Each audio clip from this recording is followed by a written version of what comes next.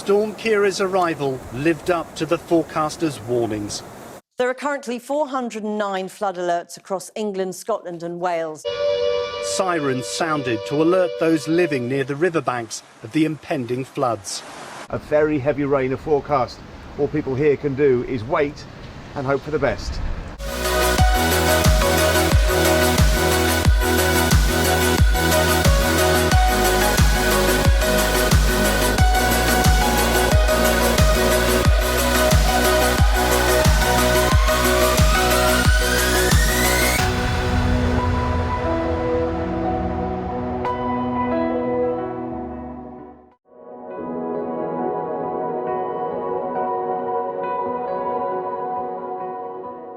Driving to Teasal, to Oundle Marina, which is where she's moored, to check her out, make sure she's okay. I did go over there a few weeks ago and took her batteries out, and everything seemed fine, but because we've had lots and lots more rain and the river is still in flood, yes, still in flood, I thought it best actually, whilst I've got a little bit of time on my hands, to go around to check her out just to make sure everything is okay. So that's what I'm doing today. It is only a 20-minute drive to Teasal, but there was debris and branches left over from Storm Dennis and Storm Ciara.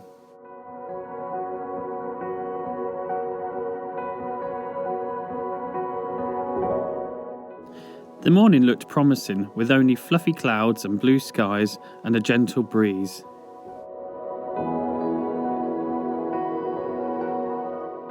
But it literally was calm before the storm.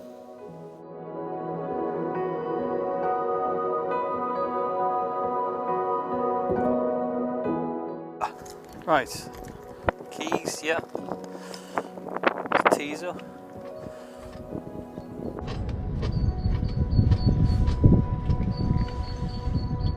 The wind was already starting to pick up as I clambered on board good old Teasal.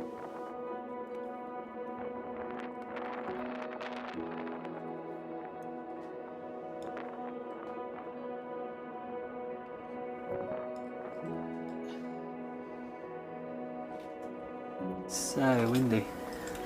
Right, let's have a look. I've not been on Teasal for ages, so she's a little bit dusty, lots of cobwebs. Oh, hey. Oh, she's not looking too bad. Excellent. All this rain is so depressing. I can't believe it, but I've just done my cleaning. We had a beautiful morning this morning. The sun was shining. Actually, it was quite warm in the car, but it's raining again, and this is what's been happening since September. We've had rain after rain after rain, and the River Nen has been flooded since September.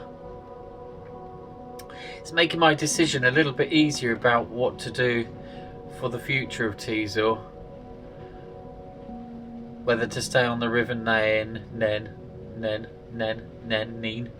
Some people call it Neen, other people call it Nen. If you're upstream from Thrapston, so Northampton, Wellingborough, it's called the Nen. If you're downstream from Thrapston, so that's Oundle, where I am, and Peterborough, they call it the Neen. There is something quite calming about the sound of rain on the side of the boat. This is Storm Jorge, which will wind itself up through tomorrow and Saturday, bringing this array of weather fronts, so more rain. For some places, 24 hours of rain once again. And boy, the weather forecast wasn't wrong. It rained and rained and rained.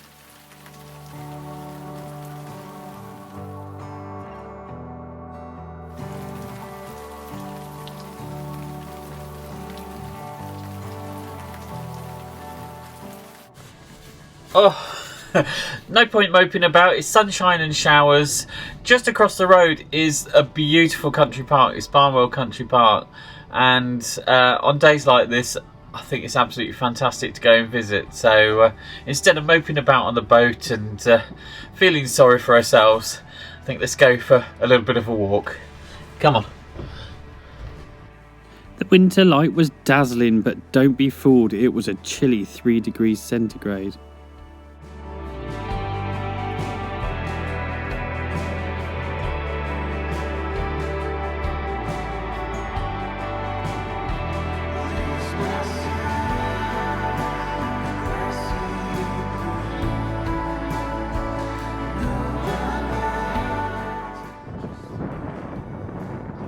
I'm not so sure this was such a good idea.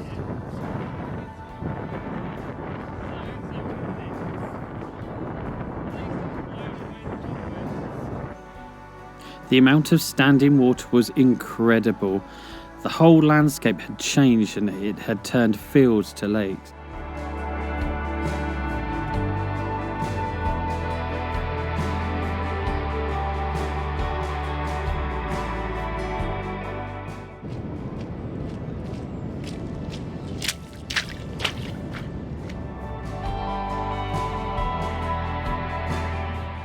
It may be just me, but I still find inspiration in the golden brown colours of winter.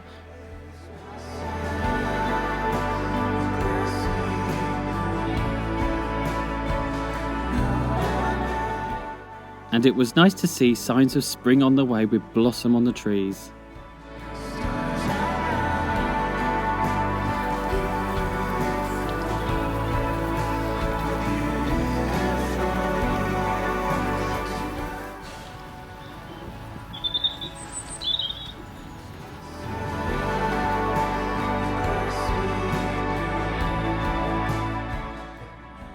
Even when the weather is miserable, you can still get out. I'm here at Barnwell Country Park, and there's 2 of these hides that are absolutely fantastic because you can be here in all weathers and the wildlife is still on your doorstep. There's a dunnock at the moment, I can see great tits, squirrels, even managed to see an otter this morning, which is brilliant.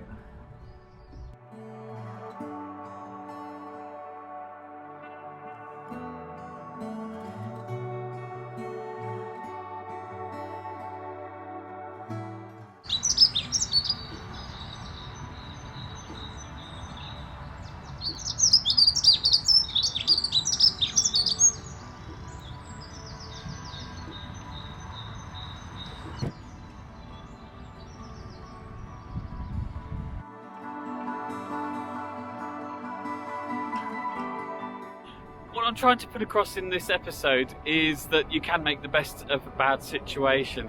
We've had storms after storms, we've had torrential rain, and of course the river levels are at an all-time high.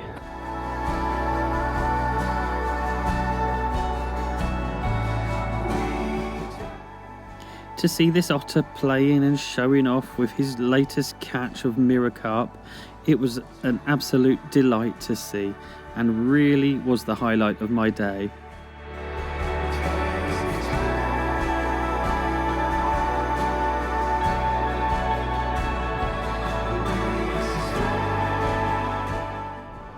Thinking about making the best of a bad situation, if I was out on Teasal and the river levels were normal and we hadn't had all this rainfall and flooding, I probably would not have experienced the wildlife experience that I've had today. I wouldn't have seen the otter and the little vole as well. I found a little vole and all the birds, and you know, it's experiences like that. I think, you know, when we're talking about making the best of a bad situation, I think I certainly did today, and it just goes to show that if you change your plans and adapt, then things work out.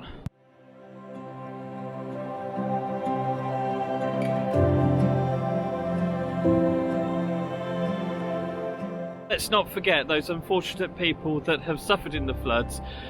Record levels of water have flowed through towns and villages and drenched fields, and some houses unfortunately have succumbed to the water, and that's a really unfortunate thing. And I think, you know, spare a thought to those people that have suffered